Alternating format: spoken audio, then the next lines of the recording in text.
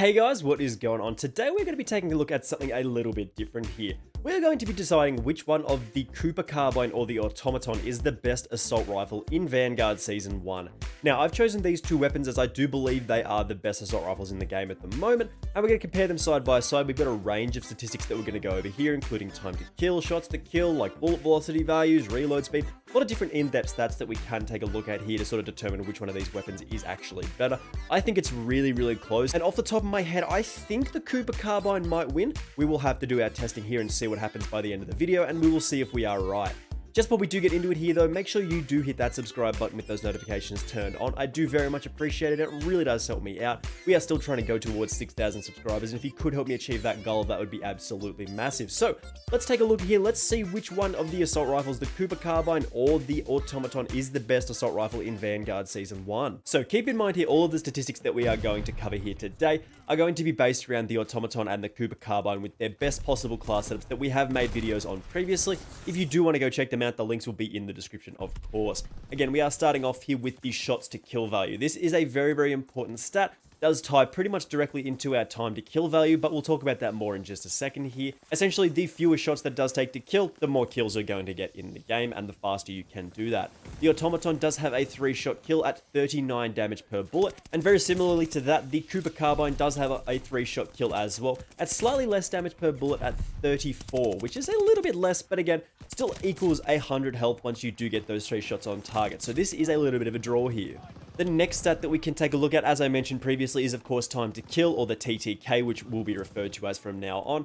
Again, this is a stat that the lower the number is, the faster you are killing people. Typically, good weapons in this game do feature a time to kill value of about 180, just shy of 200 milliseconds. That is very fast for this game, and both of these weapons do fall below that number. The Automaton does have a time to kill value of 158 to 160 milliseconds depending on frame rounding, and then the Cooper Carbine does have 160 milliseconds of time to kill value as well. This is because they do feature a 3-shot kill and very similar fire rates and so on. So this stat, pretty much the same here, and again, we do have a draw. The next stat that we can take a look at here to compare these side by side is of course the bullet velocity. Bullet velocity, again, the faster this number is basically means the faster your bullets do travel and the faster they will hit targets. This sort of relates to your hit detection and basically means when you do have a fast number here, so typically anything above like 1,000 meters per second, these are weapons that feel really nice, very close to hit scan. So again, the Automaton does have a value of 1,380 meters per second, which is really fast, fantastic for hit detection.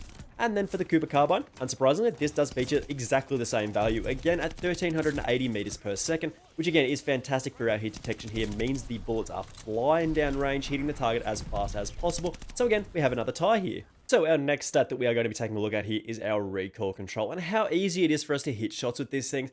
Now, if you've used the Automaton and the Cooper Carbine, you'll know that these are very accurate weapons, and off the top of my head, I believe this will be very similar, but we will do the test here. Of course, we are standing about this far away, which I believe is about 15 meters or so, and we're just going to fire at the wall a couple of times and see what recoil patterns we do get. As you can see, I'm not pulling down on the controller or the mouse at all, and you can see once it does sort of hit the top of that recoil pattern, it does sort of clump together, but there is a little bit of an initial kick, or those first like 3, 4, 5 bullets, there's a little bit of kick up, and then it does focus around that center area again. If we do switch over to the Cooper Carbine, just move slightly to our right, ignore those 2 bullets there because that was just a couple of pre-shots. So if we were to shoot at about the same spot, let us go with the recoil control here. Again, you can see it does move up and to the right slightly, and it is actually a little bit taller than the Automaton. As you can see, it does actually go slightly higher, but most of the time, this is essentially just vertical recoil. You really can just pull down on the stick. If we were to just go like this, and actually just try and control this thing, we can essentially just make these hit in exactly the same shot, and it's not really too much of an issue. And the Automaton is essentially the same as well. If we were to try and shoot from here, if we were to just control this thing, you can essentially make it hit in pretty much the same spot most of the time. So again, the recoil control on this thing, as I predicted at the start of this, is just very easy to control. If we were to pick one, I'd probably go with the Cooper Carbine just because it does have more of that sort of vertical recoil control rather than horizontal. But I think because these are just so easy to control as they are, I don't think we can award a point here either. So we have tested 4 categories here already, and we do not have anything to separate these weapons. So we're going to take a look at the aim down sight speed. Now again, keep in mind that these are with my preferred class setups with these, which is pretty good in this game. So the aim down sight speed with the Automaton is 309 milliseconds, which is relatively slow, but typically I do walk around with this thing mostly aim down sight up anyway, so it's not too big of a deal. But the Cooper Carbine does have a slightly faster aim down sight speed at 290 milliseconds, which again, slightly faster. So we can actually award a point here. We've got 0 for the Automaton and we do have 1 for the Cooper Carbine. Finally, someone is on the board here. Then we do have the sprinter fire speed, and if you don't know, this is essentially how long it takes after you're sprinting for your gun to raise and be able to fire. Now, this is a particularly important stat at close range engagements. As you do come around a corner, if there is an enemy there, you want to pull that gun up as quickly as possible. Our Automaton build does have 287 milliseconds worth of sprinter fire speed, but our Cooper Carbine does have 299 milliseconds, which again is slightly slower, meaning the Automaton is again slightly faster here, giving us a point towards the Automaton and giving us a score overall of 1 apiece. The next stat that we do have here is the magazine size. Now again, with both of these weapons, we do use a magazine ammo conversion.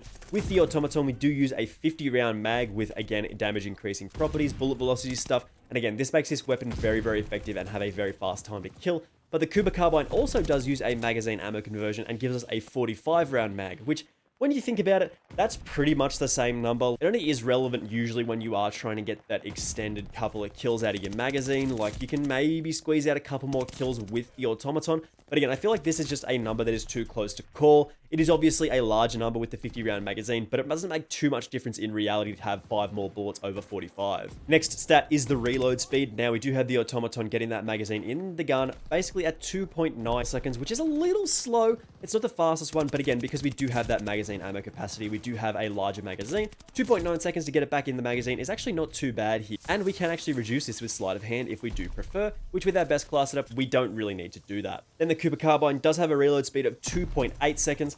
Again, this is basically the same number, so again, it is close enough to call it a draw here. If you were to be pedantic, we could say that the Cooper Carbine does have a massive advantage here, but I don't think it's that much different. Like, these are basically both the same number and could, again, result in, like, little frame rounding errors that are basically the same anyway. So, again, still 1 apiece here. Next, we do have a very dumb statistic here that is not going to be counted for a score, but I like it because we did make it up last year and in Modern Warfare as well. This is the theoretical kills per magazine, as in how many kills can you get without reloading. Again, this isn't really going to come up ever, but you can actually get 16.6 kills with the Automaton with that 50 round magazine, which is actually a lot of kills. If you were to get that 3-shot kill, you could get 16.6 kills, which is not going to happen. So basically just 16.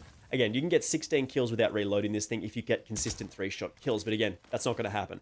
But with the Cooper Carbine, we do get actually a smaller number, which is of course 15. 3 divided by 45, 15. Really easy number. But again, that's not going to happen and is a pretty dumb stat, so we're not even going to consider counting that as a score here. Next, we do have a category here that is called Better Proficiency Selection. So which gun out of these two would I choose the proficiencies on, just based on the variety and the sort of options that you can get here.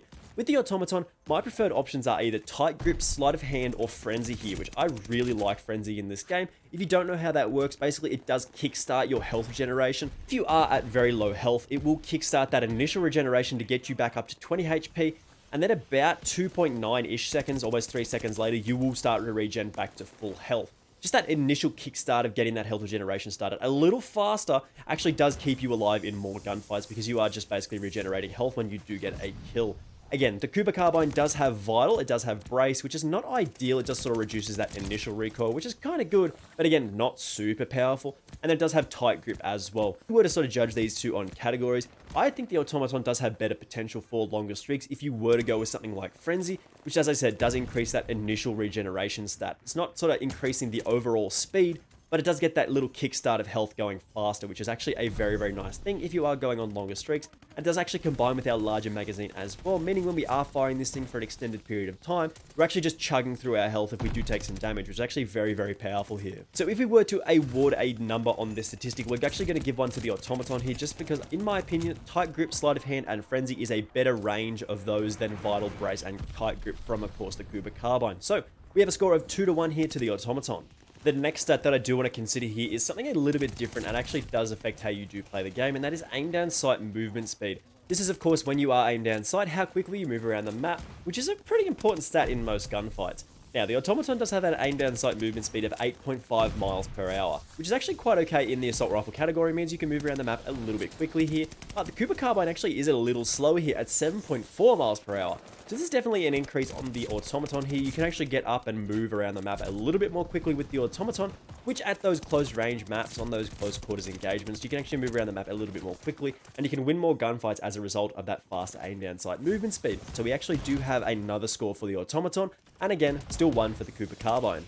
Another stat that is actually very, very important is, of course, damage range, and this stat is measured in the game as effective damage range. Now, the numbers on this are a little weird. I believe it's measured in inches. I think, if I'm wrong, feel free to correct me in the comments below. But we do get the Automaton at a damage range of 3,060 inches, I guess. I think this is inches, which actually, if it is inches, does actually equal 77.72 meters. Now, the damage range number typically does mean how far away you're going to get your sort of minimum to maximum damage number. As we talked about previously with the Automaton, that's 39. So you're getting a 3-shot kill out to about 77 meters, which for most of these maps is actually very, very powerful. If any of these stats, particularly the damage numbers, are wrong, make sure you do let me know in the comments, but I think this means inches, but feel free to correct me. And then to compare this with the Cooper Carbine, we do get 1,620 inches, I guess, which does equal 41.15 meters, meaning our damage number and our damage drop-off is actually a little shorter here, meaning we are sort of losing a little bit of damage at range. So the effective damage range is actually higher on the Automaton, meaning we do more damage from further away with this thing, which is actually, again, another score for that.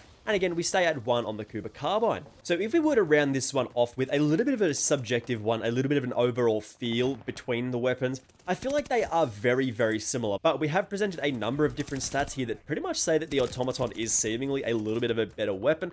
Most of these stats are a little bit too close to call. Some of these stats did go the way of the Cooper Carbine, but because they're essentially the same number, can't really award a score for like a 0.1 second increase on like a reload speed or something like that. It's just sort of a little bit inconsequential in most gunfights and in most situations in games. But again, a little bit of a subjective take on most of these weapons. I don't know, I feel like the Cooper Carbine might just be a little more solid, I guess. And the Automaton with that sort of extra damage and the damage magazine can feel a little bit hard to hit sometimes. But again, I think it's very, very easy to shoot both weapons. I think they are both very, very powerful assault rifles in this game. But according to the stats and the system that we have made in this video here today, it seems that the Automaton is just a little bit better overall with certain categories, especially damage range. That's actually pretty significant here. The time to kill value is very, very similar. Shots to kill basically the same.